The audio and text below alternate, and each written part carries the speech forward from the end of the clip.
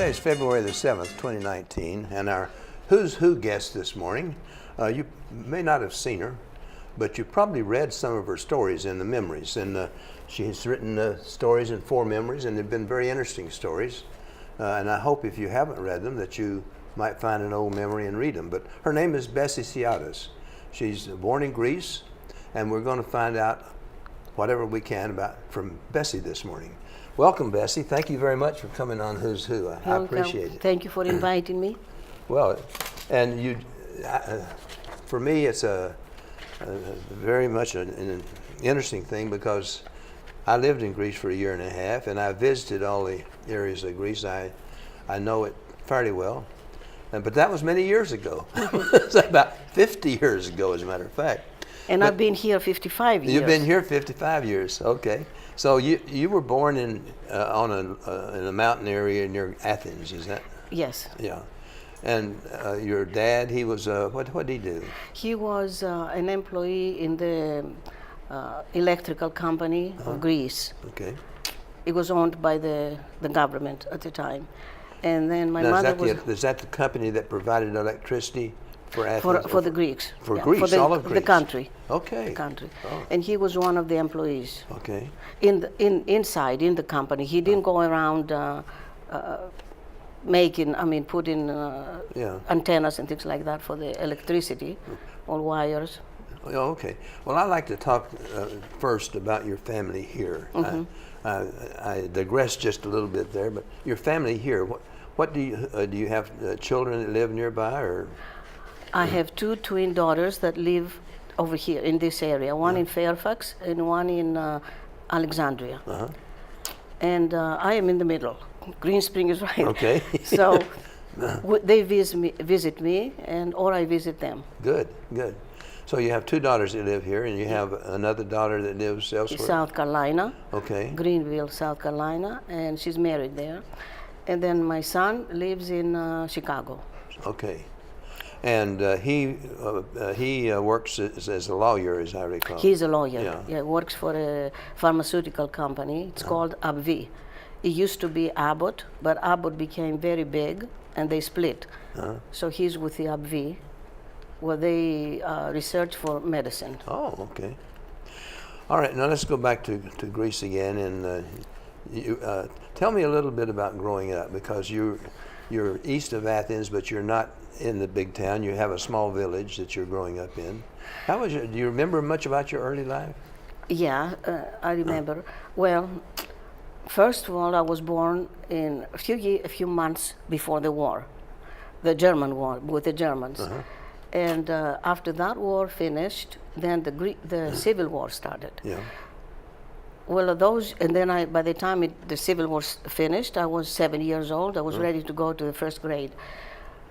Those years, I don't remember anything because I was a toddler and we're all the time inside. We were afraid to go out of the house.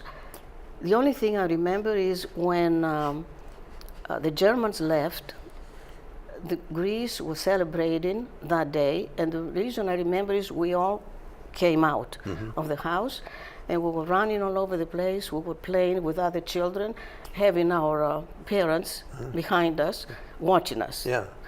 So all of a sudden we see those soldiers coming, and we froze. We didn't know who they were. And then one of the mothers says, "Oh, they're friendly. Don't worry about it. Yeah. They are the ones that helped us to free Greece." And they came and started playing with us and giving us candies and things like that. And they lifted us in their lap, excuse me, and they were talking to us. We couldn't understand what they were saying, but they were trying some Greek. What language were they speaking? Mostly English. There were some New Zealand people, some British, and some Australian. Uh-huh. They tried some Greek, but we were very young too. Sure. That's the only thing I remember. Yeah. And then from 7 years and up, I started school. So you started school in Greece? In Greece, of course, yeah. Near our neighborhood, there were elementary schools, and we started. My brother and I was in the 1st grade, and he was in kindergarten. So we started going together to that school. walking back and forth and playing on the road with all the other children that we got to know. Yeah. We didn't know everybody at the time because we were all inside the house.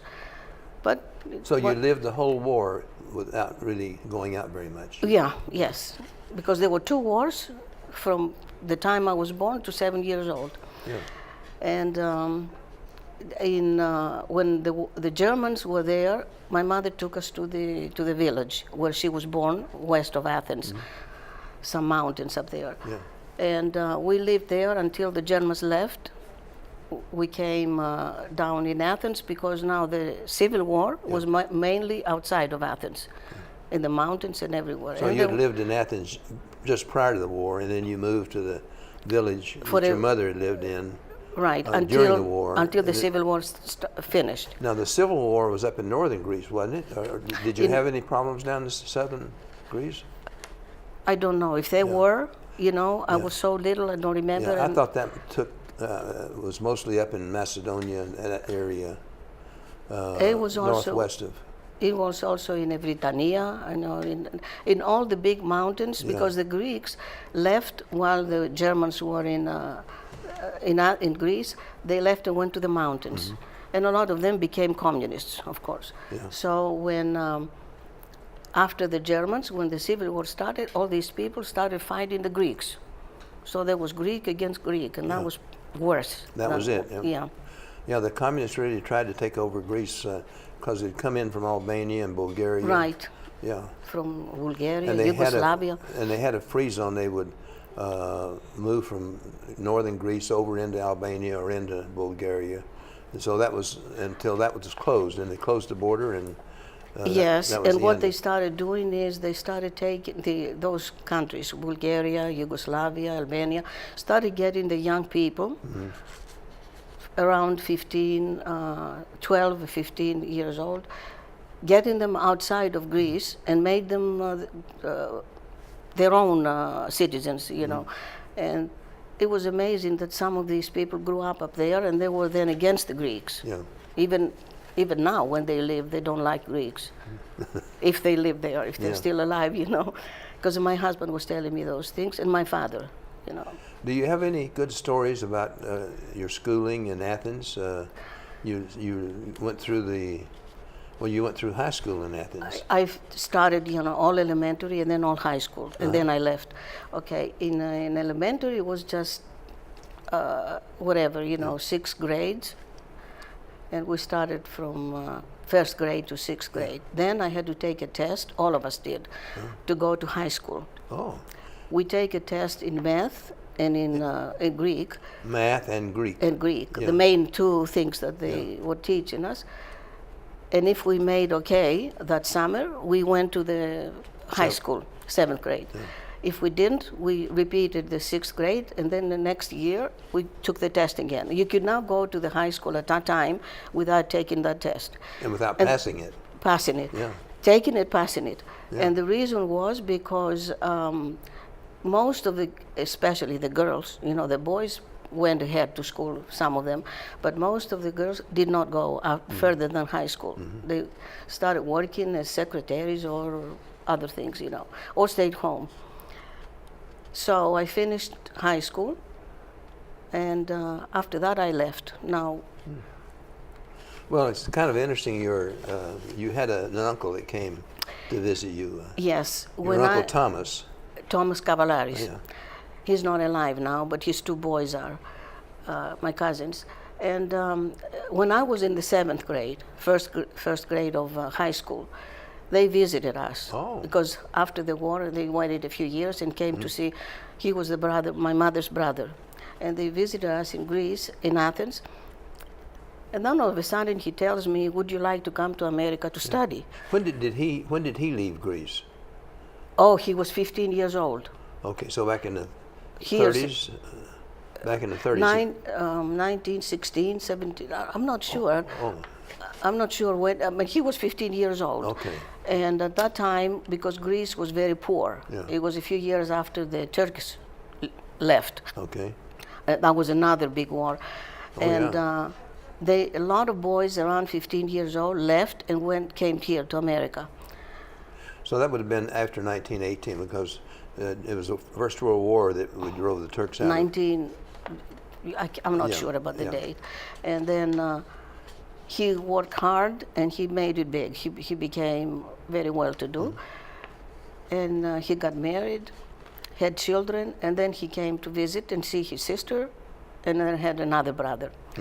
That's when, talking one day in Eden, he was sitting next to me. Being the oldest, of course, I guess he told me if I would like to come to America to study. And I was so surprised. And thrilled, I'll bet. Stunned, you know, I didn't know what to say at the time. I never thought of it, never thought of it. In fact, we never thought, being a girl, you know, growing in Greece, I thought after high school that was it. So when he told me about coming to go to college, I just didn't know what to say. Yeah. And but I didn't say anything. But he told me, well, look, think about it. You have 6 more years of school here. Yeah. And that's what I did. I mean, that's it. You know, at the time, that's what we said. And then he left. But you were looking forward to it all. Did you study harder? Well, the thought- You studied English too, I'll bet. Yes, Yeah. the thought stayed in me, although I didn't know what was ahead of me. At 13 years old, what can you think? Anyway, but the thought never left my mind. In fact, every year that was going, second, third year, I was thinking more and more about liking it to come here and further. And I liked school a lot. Yeah.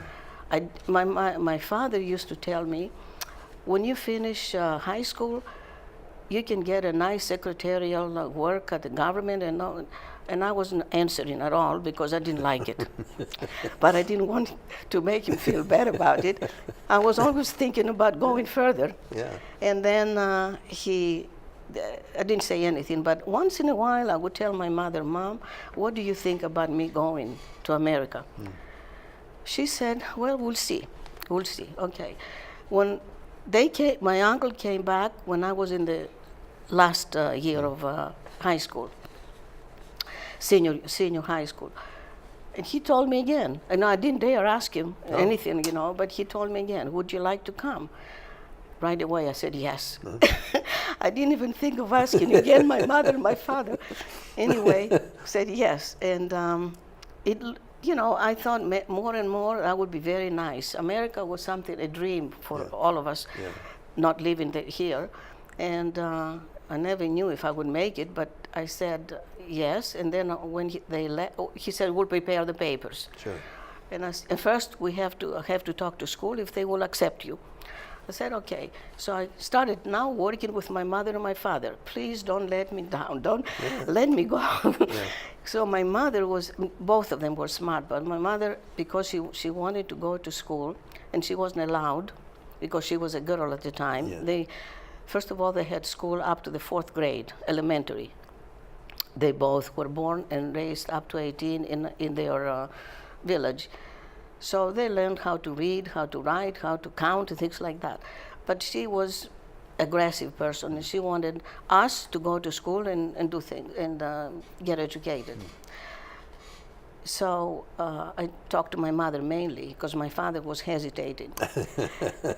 He was thinking, she's going to be 18 years old. What is she going to find up there? It's a huge country. I've never traveled by myself ever until then, until I left for here.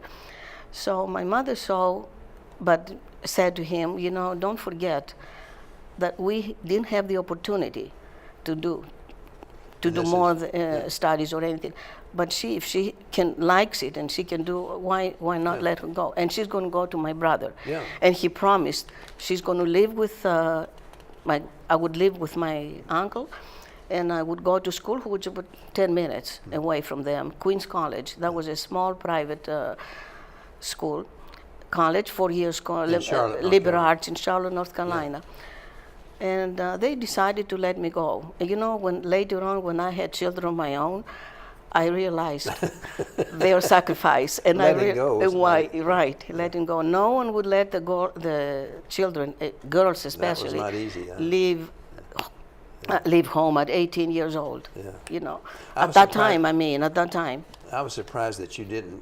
You got there only 2 days before school started. Oh, I that was surprised that you didn't leave earlier and get home. I was still doing papers. Oh, okay. You know, it took me almost a year. The paperwork. Okay. The paperwork. First, the school accepted me, Then I had to deal with the immigration office, was going back and forth to the American embassy in Athens, writing to the school, writing to my uncle, and answering, writing and answering papers that they were asking me. Lucky you passed the last year in high school. Yeah. Yeah. So it must have been a thrill when you finally landed. Finally, by I guess it was August or something, when everything was ready. Yeah. School would start September, and I got quickly. All I had to take a suitcase with me. That's all. Yeah. My uncle said, "Don't bring anything here. You know, we'll find everything over here. Don't worry." So I went, and they did all the tickets and everything, and I left at the end of August, beginning of September, something like that. So by the time I came, I went through New York and then to Charlotte, North Carolina. What was your first impression when you landed in New York?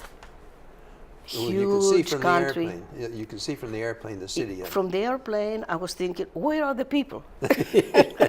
I was looking down, all I could see is land, and once in a while the cities, you know. Yeah. And that's so brand new for me, of course, because in Greece, everything is within, I guess from the plane you see the whole Greece. Yeah. Here you could see only New York. At the beginning it was just the ocean, the Atlantic Ocean, and then it was New York, and huge cities, huge country.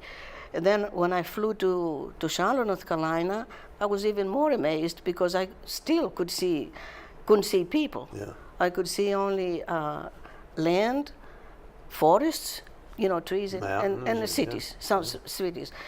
So anyway, I left, I landed in Charlotte, my cousin picked me up and went home. 2 days later, orientation would start. I went there, and I thought it would be kids, it would be my age people and all that. Boy, I went in there and I couldn't understand a word they were saying. Even though you'd had how many years of English? 4 years of English. 4 years of... And I thought I knew English Yeah. because I was writing and reading English and all that. But speaking is a different, especially when you go to the country that they speak it. And I was learning British English. And down in North Carolina, it was kind of different speaking somebody- too, wasn't it?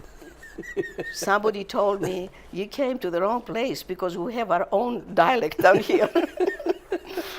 I just used some of it. Yeah. Yeah, still say y'all. Y'all, that's right. Y'all come. Anyway, well, so it was difficult. Everybody was very nice. Yeah. And I said, well, whatever happens, happens, you know. Yeah. I started realizing then, up to that time, everything was fun. I had no fear. I was courageous, you know. I said, well, I'm going to go to school. That's all I was thinking about. And in a great country. But when I went to school, then I said, okay, they gave me the lessons. They gave me what I had, 5 subjects with 15 credits. That's how it was. And when I started classes, though, that's when it was the difficulty. Okay, math was okay, because you don't speak as much in math. Science, the same thing. And English, the same thing, because I knew a lot of grammar. But when it came to literature and history of America, that's when I had the problem. It was taking a long time. I was studying till 1 o'clock in the morning. My uncle used to come from work and say, she's going to get sick. He was telling my aunt. And I didn't say anything, but I had to study. But I saw that I was falling behind. Yeah. And then I went and saw the dean list of the school. And he said, what's the problem? And I said, well, that's what the problem is. I have problem in those subjects, and I'm not sure how I'm going to solve the problem and do. Yeah. I didn't know that you can drop subjects, you know. He told me. At the beginning, I was almost ready to go back home. That was overwhelming, I'm sure. But he gave me courage, you know, and he says, no. Keep the 3 subjects that you like, and you take literature and history in the summertime. Yeah. And you see how you do. But you remember, you have to make a C average. I look at him, a C average? Otherwise, we won't keep you. Yeah. And you'll have to leave, and no other school will take you if you don't make C average. And that scared me, you know. I said, okay. I went home and told my aunt and my uncle, you know, I don't know if I will stay. because this such and such told him all these things, told them. But then I decided, thinking all by myself, said, let me try this year, and see how I do. Sure. I don't want to give up right away.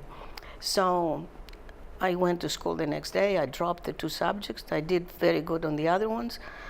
And then I went to summer school for the other 2. Meanwhile, even though I had 2 classes, or sometimes 1 class a day, I stayed the whole time, the whole day at school, from morning till supper time. And I was talking to the students and listening, and please correct me if I say something, trying to improve myself too. And they were very nice. They helped me a lot. And before I knew, my ears started getting used to it, in their speaking, and I could understand more and more. So after the first year, I decided to stay. Good. And my uncle said, good.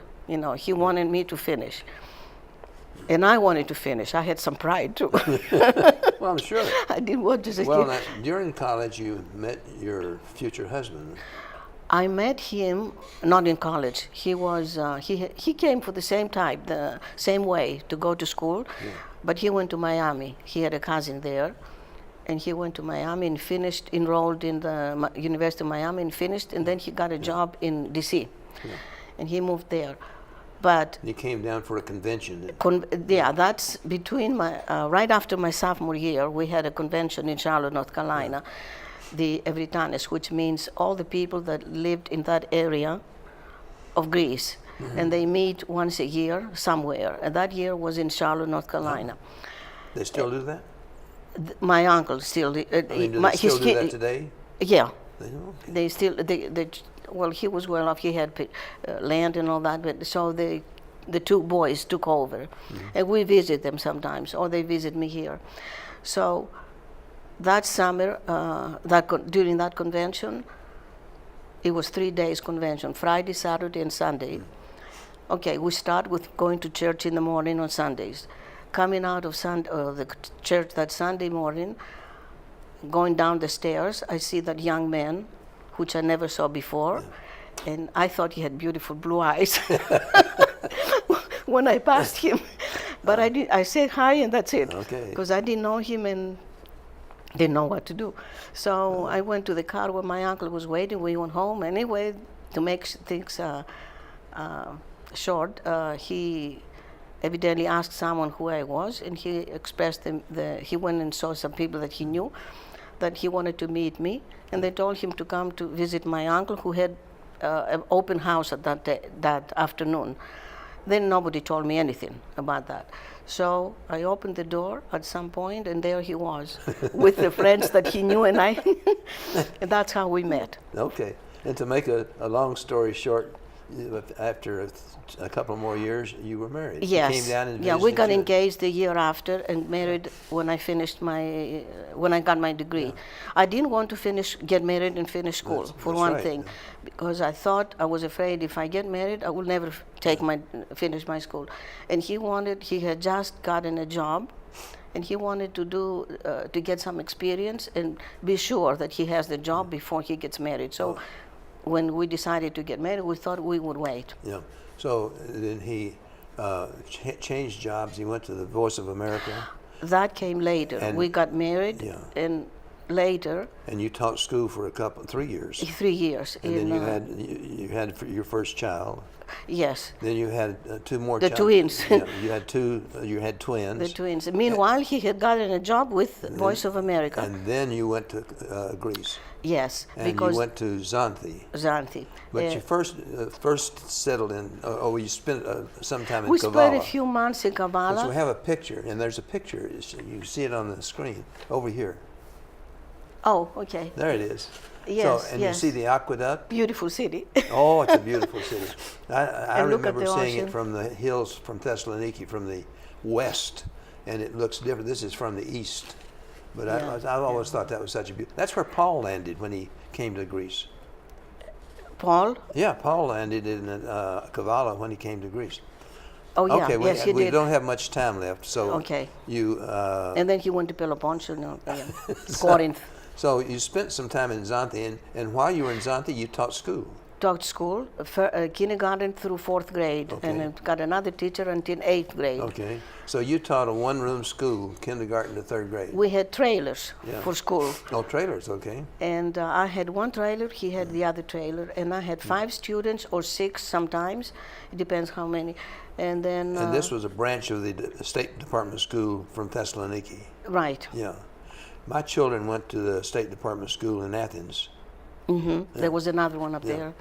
In Thessaloniki are for the people that live on the northern part of Greece. All right. And we well, were a branch of it. So when you were in northern Greece, Xanthi, did you sort of revert back to Greek life? Did you sort of? Both. We live like Greeks and like Americans too. Yeah, yeah. And they had 15 houses next to the station that Yeah, we were building, and for the American people, engineers that were taking care of the station. So we were one of them. So the good thing is that my mother and father would visit me and stay with us for a while, and so my mother-in-law while we were in Greece, because we hadn't seen them for 10 years by the time we went up there. So anyway, and that's when my husband decided not to come back to America, not stay in Greece. Yeah. So after 5 years in Xanthi, you came back and you came back. continued We in came Voice back of here. America. And you continued as a stay-at-home mom. You had 4 children. Yeah, Peter because was not Peter, your son. my son was born as soon as a year after we came back home here, and then having 4 children, I couldn't teach. Okay, well, we're down to 1 minute. Can you believe it? Oh no. Well, your husband died about In 2015. 3.5 years ago. And that's when you decided to come to Green Spring. To Green Spring, because we lived in a 5 acres lot with a big house, and I didn't want to be there by myself. And I looked around, and Green Spring was the best that I liked, and I'm very happy here. Good. I do a lot of things here. I'm busy all day, every day. Good. And you've been writing articles from memories. Yes, and again, that's the way we started, folks. Pick up a memory and read some of Bessie's stories. Well, thank you very much, Stories Bessie, from my life. for coming on Who's Who today. I'm Thank you sorry we for didn't get to spend a little bit more in your latter life, but I was really interested in your growing up in Greece and that coming to the States and your, because it's a very interesting part of.